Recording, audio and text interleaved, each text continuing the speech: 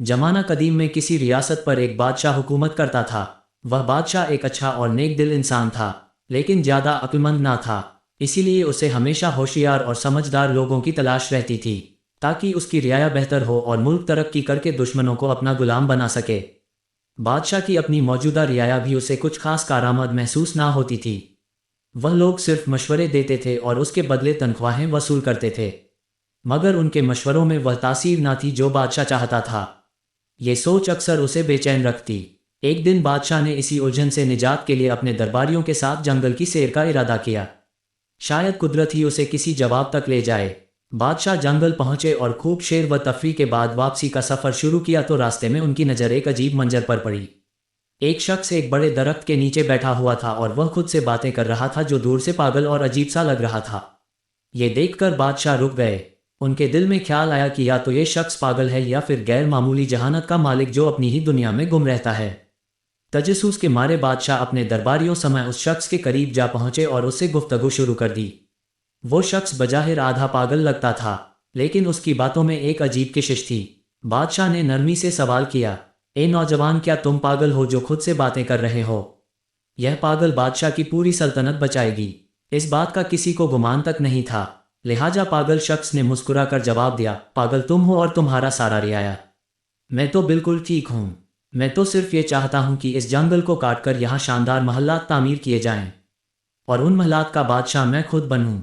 उसकी बात में अजीब एतमाद और बेबाकी थी, जो किसी आम पागल के बस की बात ना लगती थी।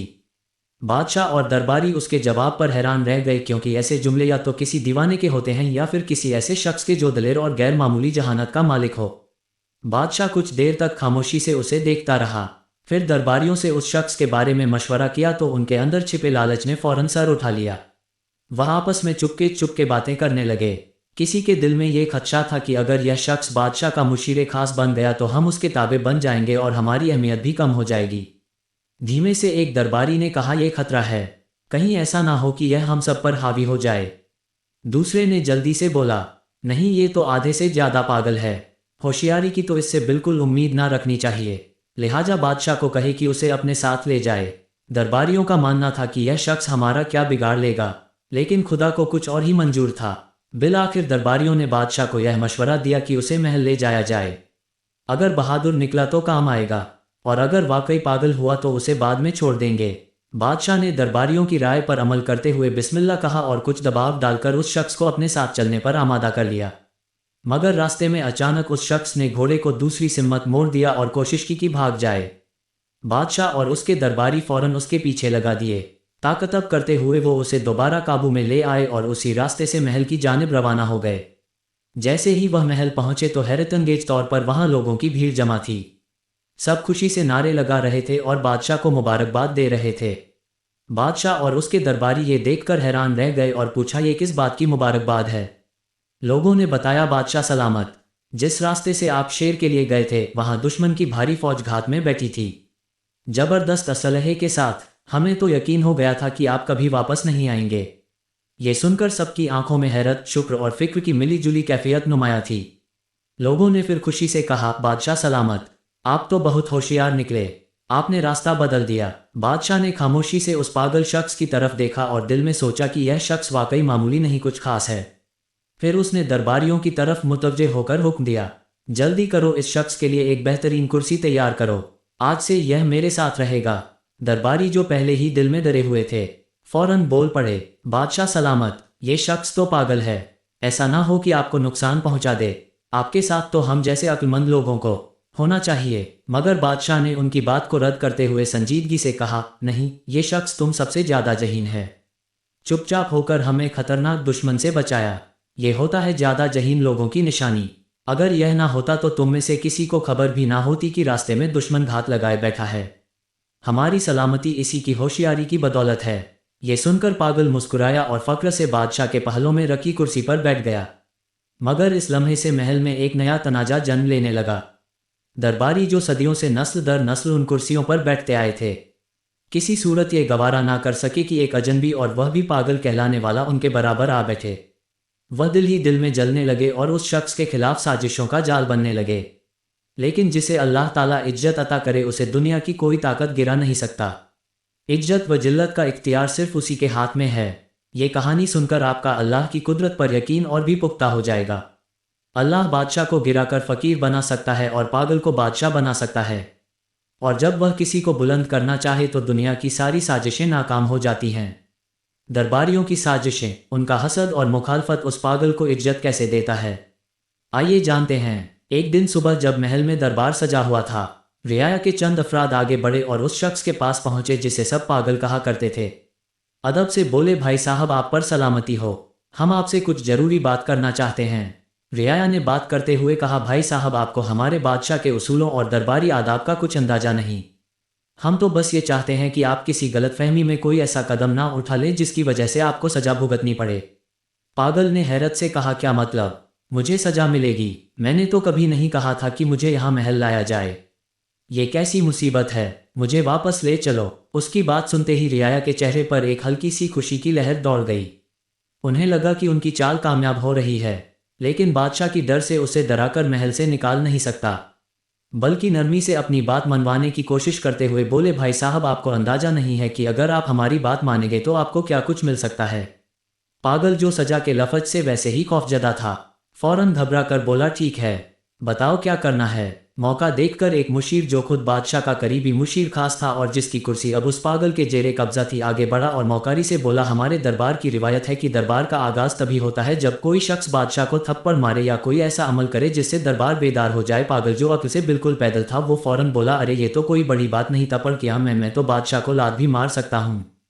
رعایا نے اس کی بیوقوفی پر ہنسی چھپاتے ہوئے اسے شاباشی دی اور خوشی سے مزید اکسایا، جب بادشاہ کرسی پر بیٹھے تو تم جا کر اس کی گردن پر زوردار تھپڑ رسید کرو، پھر دیکھنا بادشاہ اتنا خوش ہوگا کہ تمہیں ڈھیر سارے انعامات سے نوازے گا۔ پاگل نے بھولپن سے بات مان لی۔ جب اگلے دن دربار لگا اور بادشاہ تخت پر وراجمان ہوا تو پاگل نہایت سادگی سے آگے بڑھا اور ایک زوردار تھپڑ بادشاہ کی گردن پر دے مارا۔ اس زور سے بادشاہ کا تاج دور جا گرا، لیکن جیسے ہی تاج زمین سے ٹکرایا اس کے نیچے سے ایک خطرناک بچھو نکل آیا۔ بادشاہ فوراً چونک کر کھڑا ہوا اور اسے یہ سمجھتے دیر نہ لگی کہ اگر وہ تاج سر پر رکھ لیتا تو بچھو اسے کاٹ لیتا۔ شکرگزاری سے بھرے دل کے ساتھ بادشاہ نے پاگل کو سینے سے لگا لیا۔ بادشاہ نے پاگل کو سینے سے لگاتے ہوئے خوشی سے کہا، میرے عزیزو، یہ صرف ایک شخص ہے جو مجھ سے سچی محبت رکھتا ہے، اگر یہ مجھے تھپڑ نہ مارتا تو آج شاید میرا آخری دن ہوتا۔ بادشاہ کے حکم پر پاگل کے لیے ایک شاندار دعوت کا اہتمام کیا گیا اور ساتھ ہی اسے ایک خوبصورت محل بھی انعام میں دے دیا گیا۔ رعایا جو پہلے ہی اس سے حسد میں مبتلا تھے اب اور بھی پریشان ہو گئے۔ ان کے دلوں میں خوف بیٹھ گیا کہ اگر یوں ہی سلسلہ چلتا رہا تو یہ پاگل ان سب کی کرسیوں کا وارث بن جائے گا۔ چنانچہ وہ آپس میں سرگوشیاں کرنے لگے، یار یہ بندہ تو بہت تیزی سے اوپر جا رہا ہے، کچھ کرنا پڑے گا ورنہ ہماری سب عزتیں اور رتبے ختم ہو جائیں گے۔ دوسری طرف وہ آدھا پاگل دل ہی دل میں سوچ رہا تھا، یہ رعایا تو واقعی بڑے سچے اور ہمدرد لوگ ہیں، دیکھو کتنا زبردست مشورہ دیا تھا۔ خوشی خوشی اس نے دل میں فیصلہ کر لیا کہ اب سے جو بھی یہ لوگ کہیں گے وہی مانوں گا۔ اگلے دن رعایا دوبارہ مشورہ کر کے اس پاگل کے محل پہنچے۔ وہ سب اندر سے تپ رہے تھے مگر ظاہری چہروں پر مسکراہٹ سجائے بیٹھے تھے۔ ایک مشیر نے نرمی سے بات شروع کی، بھائی صاحب کل کی ترکیب کیسی لگی؟ اگر آپ تھپڑ نہ مارتے تو بادشاہ آپ پر شک کرتا اور شاید آپ کو سزا بھی ہو جاتی۔ پاگل جو اب اطمینان سے محل میں رہ رہا تھا مسکرا کر بولا، ہاں بالکل، آپ لوگ بہت اچھے ہو، آپ کی ترکیب نے میری قسمت بدل دی۔ رعایا نے موقع غنیمت جانا اور اگلا جال بچھایا، لیکن یہ تو سچ ہے کہ جسے اللہ رکھے اسے کون چکھے۔ جتنا مرضی آپ کے خلاف کوئی سازش کرے، لیکن اگر تم سچے ہو اور اللہ تمہارے ساتھ ہے تو کوئی کچھ نہیں بگاڑ سکتا۔ رعایا نے پاگل کو مخاطب کرتے ہوئے کہا، اب ایک اور بات سنو، صبح جب دربار لگے اور بادشاہ کرسی پر بیٹھنے لگے تو تم فوراً اس کی کرسی پیچھے سے کھینچ لینا، دیکھنا تمہیں آدھی بادشاہت ملے گی۔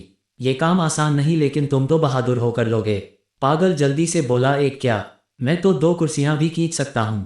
رعایا حسب معمول اسے شاباشی دیتے ہوئے رخصت ہوئے اور صبح دربار میں وہی ہوا جس کی انہوں نے پاگل کو کرنے کو کہا تھا۔ جیسے ہی بادشاہ تخت پر بیٹھنے لگا پاگل نے موقع دیکھ کر کرسی پیچھے کھینچ لی، مگر بادشاہ نے خود پر قابو رکھتے ہوئے گرنے سے پہلے سنبھل کر کھڑا ہو گیا۔ جب اس نے پیچھے مڑ کر دیکھا تو حیران رہ گیا کہ کرسی کا ایک پاؤں اندر سے پہلے ہی ٹوٹ چکا تھا۔